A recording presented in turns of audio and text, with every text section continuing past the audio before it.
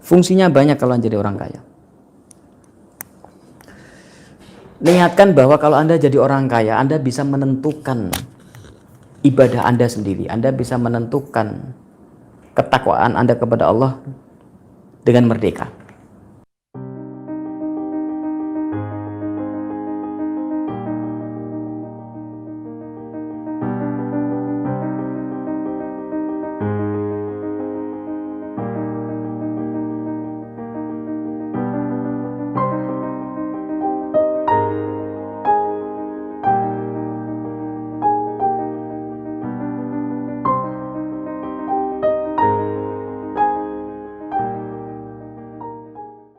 Ya, Assalamualaikum warahmatullahi wabarakatuh. Salam berkah untuk kita semua. Kembali dengan saya Kang Mas Rohan. Semoga Anda sukses dan berkah hidupnya. Amin. Gitu. Memang ada yang namanya unsur takdir. Kalau unsur takdir Allah yang tahu. Tetapi secara syariat kita dianjurkan untuk ikhtiar usaha. Nah, salah satu usahanya adalah ayo jadi orang yang bermental kaya, jadi orang yang punya bakat kaya. Mental miskin dan bakat miskin Anda rubah hari ini. Hapus hari ini. Cuci bersih hari ini. Ganti dengan mental-mental yang kaya. Ganti dengan bakat-bakat jadi orang kaya. Jangan bakat miskin terus. Fungsinya banyak kalau jadi orang kaya.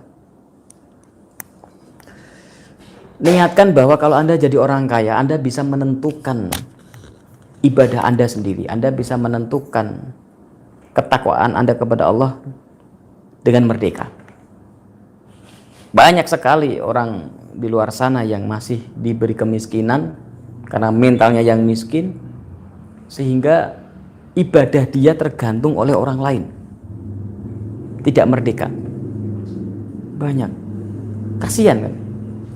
Jadi untuk menjadi orang kaya itu bukan soal kebanggaan, tetapi sebenarnya adalah dianjurkan.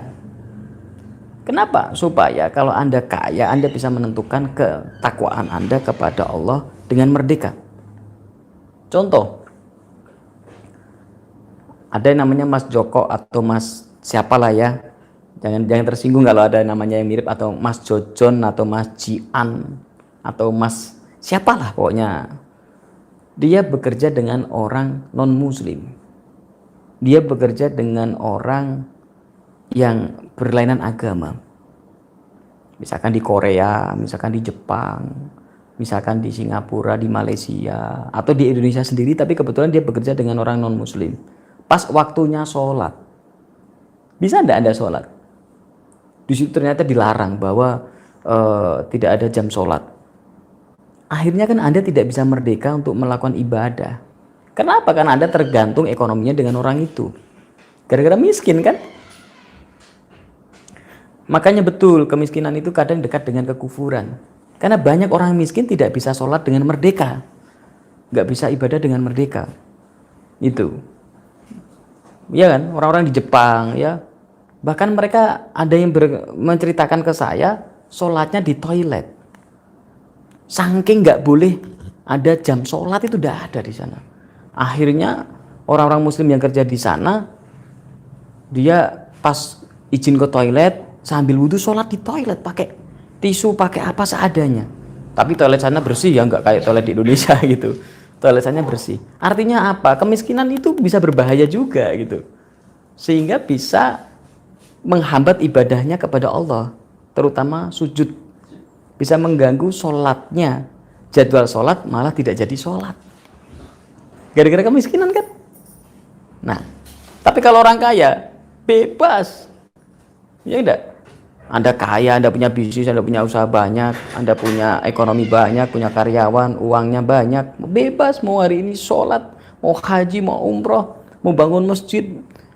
Ya, Anda punya kemerdekaan gitu. Sholat 5 waktu, bahkan lebih waktunya kan, karena bebas waktu Anda.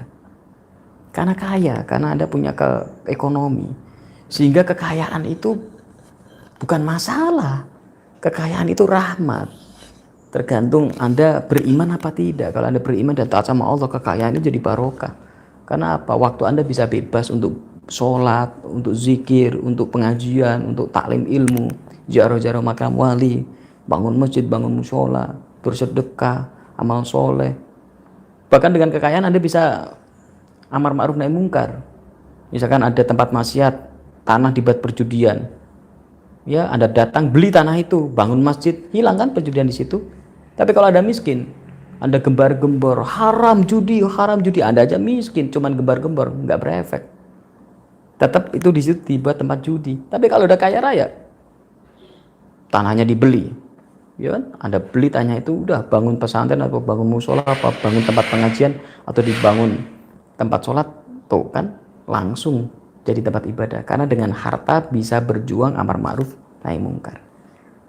Nah, itu. Jadi manfaat jadi orang kaya itu banyak sekali. Jangan membenci orang kaya.